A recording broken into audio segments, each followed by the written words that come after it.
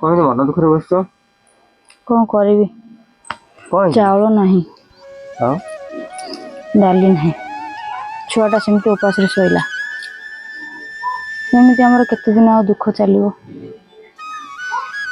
ମୁଁ ବିଲରେ ଖଟି ଖଟି ଆଇଲି, ଭାବିଲି ଭାତ ଦୁଇଟା ଖାଇକି ବିଶ୍ରାମ ନେବି ବୋଲି। କଣ କରିବା, ଚାଉଳ ତ କାଲି ଯେତିକି ଆଣିଥିଲ ସେତିକି ସରିଲା। ସେ ତ ଟଙ୍କା 500 ଦେଉଛନ୍ତି, ତମେ ଏତେ ଖଟୁଛ, ସେମାନେ 500 ଦେଉଛନ୍ତି, ସେତିକିରେ କ'ଣ ଆମ ପରିବାର ଚଳିବ? କ'ଣ କରିବା, ବିଲ ବାଡ଼ି, ଦିନ ମଜୁରିଆ, ମିସ୍ତ୍ରୀ କାମ, ଛୁଆଟା ବି ମୋର ଉପାସରେ ଶୋଇଲା।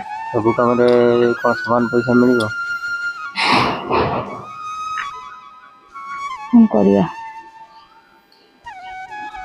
ଦେଖିବା ଭଗବାନ ଆମକୁ କେତେ ଦିନ ଦଣ୍ଡ ଦେଉଛନ୍ତି।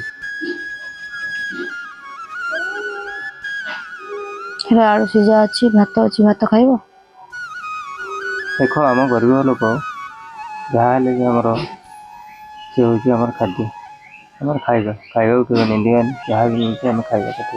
ଗରିବ ଲୋକ ଆମେ ମାଛ ମାଂସ ସବୁବେଳେ କେଉଁଠି ପାଇବା? କେତେ ଝାଳ ବୋହି ଯାଉଛି ଦେହରେ, କେତେ ଖଟୁଛ, ଦେଖିଲା ବେଳକୁ ସେମାନେ ପଇସାଟେ ବି ଦେଉନାହାନ୍ତି। ଏ 500 ଟଙ୍କାରେ କ'ଣ ଆମର ମାସ ଶେଷକୁ ଚଳିବ? ଚାଉଳ ନା କେଉଁଟା ନ କିଣିବ, ଚାଉଳ କିଣିବନି, ନା ଡାଲି କିଣିବନି, ନା ପରିବା କିଣିବନି। ଛୁଆଟା ମାଗିଲେ ବି ତାକୁ ବି କିଛି ଆମେ ଦେଇପାରୁନାହାନ୍ତି। ଛୁଆଟା ଫେରି ବଡ଼ ହେଲାଣି, ପାଠ ପଢ଼ିବ, କ'ଣ କରିବା? ମୁଁ ଗୋଟେ କଥା କହିବି, କ'ଣ? ମୁଁ ବି ଭାବୁଛି କିଛି ଗୋଟେ ଯାଇ କିଛି ଗୋଟେ ଜାଗାରେ କିଛି ଗୋଟେ କାମ କରିବା ପାଇଁ। ତୁମେ କ'ଣ କହୁଛ? ନା ମ, ଦେଖ, ଲୋକ ଆମକୁ କହିଲେ ଆମକୁ କିଛି ଫରକ ନାହିଁ ଲୋକଙ୍କ କଥାରେ। ଆମର ଗରିବ ଅବସ୍ଥା ଏମିତି, ଆମେ ଚଳି ବି ପାରୁନାହାନ୍ତି। ଟଙ୍କା 500ରେ ଆମେ ମାସ ଶେଷରେ କ'ଣ ଚଳିବ କହୁନ? ଯେଉଁ ପରିବା ରେଟ୍, ଯାଇ ରେଟ୍, ଭାତ ଚାଉଳ ନ କିଣିଲେ ହେବନି, ପାଣି ନ ଆଣିଲେ ହେବନି, କେଉଁଟା ଆମର କିଣା ନହେଲେ ହେବ? ଆଜିକାଲି ଯୁଗରେ ତ କିଛି ନାହିଁ, ଯାହା ସବୁ କରିବ କିଣିକି କରିବ।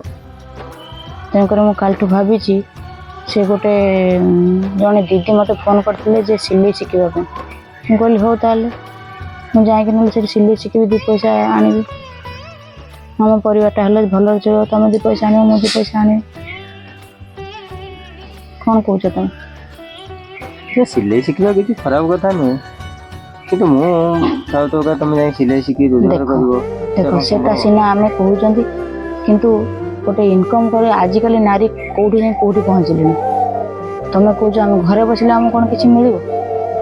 ତେଣୁକରି ତୁମେ ବିଲକୁ ଯାଅ, ଯେତିକି ଧାନ ଅମଳ ହେଉଛି ଆମର ହଉ, ମୁଁ କିଛି ନହେଲେ ଘର କାମ ସାରିକି ଯିବି। ଘଣ୍ଟେ, କିଛି ନହେଲେ ଘଣ୍ଟେ ତ ମିନିମମ୍ ମୁଁ ସାରିକି ଆସିବି କାମ।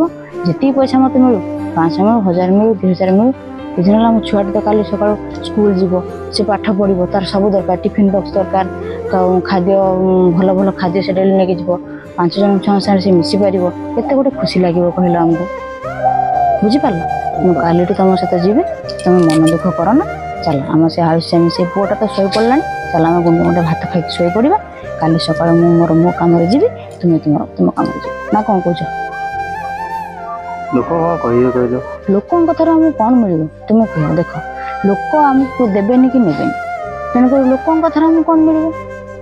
ଲୋକ କହିବେ ସେ ତ ସ୍ୱାମୀ ରୋଜଗାର କରି ପରିବାର ପୋଷି ପାରିଲାନି, ଯେ ସ୍ତ୍ରୀ ବି ରୋଷେଇ କଲା, ସବୁ କଲା। ଆମକୁ ଲୋକ ବହୁତ କଥା କହିବେ, ତେଣୁକରି ଆମେ ଲୋକଙ୍କ କଥାକୁ ଶୁଣିଲେ ଆମେ ଚଳିପାରିବାନି।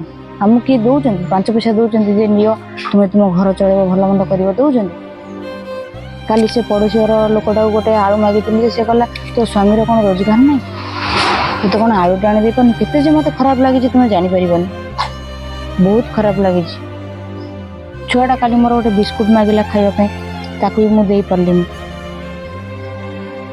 ତେଣୁକରି ମୁଁ କହୁଛି, ମୋ କଥା ତୁମେ ମାନ। ହଉ ଶୁଣ, ମୁଁ ତୁମକୁ ଗୋଟେ କଥା କହୁଛି, ତୁମେ ମୋ କଥା ମାନ। କାଲିଠୁ ତୁମେ ବି ରୋଜଗାର କରିବାକୁ ଯିବ, ମୁଁ ବି ରୋଜଗାର କରିବାକୁ ଯିବି, ମୋ ସାଙ୍ଗ ବି ରୋଜଗାର କରିବାକୁ ଯିବା। ଆଉ ମୋର ସିଲେଇ ଶିଖି ଯେତିକି ପଇସା ଇନକମ୍ ହେବ ଆମେ ଖୁସିରେ ଚଳିବା। ନା କ'ଣ କହୁଛ? ଠିକ୍ ଅଛି, ଚାଲ, ଆଉ ମନ ଦୁଃଖ କର ନା। ମୁଁ ଚାଲ ଆଳୁ ସିଝା ରଖିଛି, ଭାତ 2ଟା ଖାଇଦେବ। ଖଟି ଆଇଲାଣି, କେତେ ବି ଥକିଲଣି, ଶୋଇପଡ଼ିବ। କାଲିଠୁ ସକାଳୁ ବହୁତ ଶୀଘ୍ର ଆମ ସୁଖ ଦିନ ଆସିବ, ଦୁଃଖ ଦିନ କଟିଯିବ। ବୁଝିପାରିଲ? ଠିକ୍ ଅଛି, ଚାଲ।